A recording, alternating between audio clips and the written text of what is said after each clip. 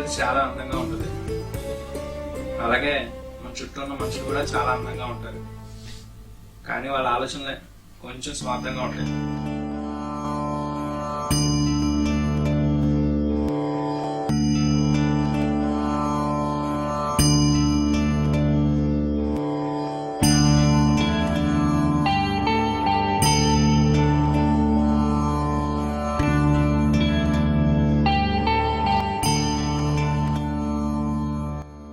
ఇక్కడ చూడండి ఎంత నీట్గా ఉన్నాడో.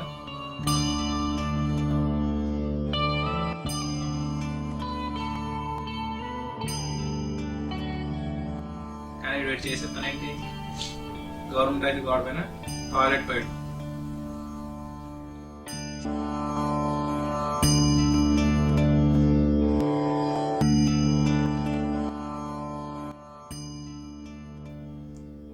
చెరపక్కరా చెడేమని మన పెద్దలు ఊరికినే లేదు.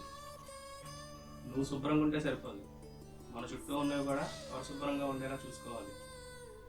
అందుకే ముందు నువ్వు మారాలి, ఆ తర్వాత నీ చుట్టూ ఉన్న పరిస్థితులు ఆటోమేటిక్గా మారుతాయి. రా, ఒకడికి స్వచ్ఛత వైపు వేద్దాం.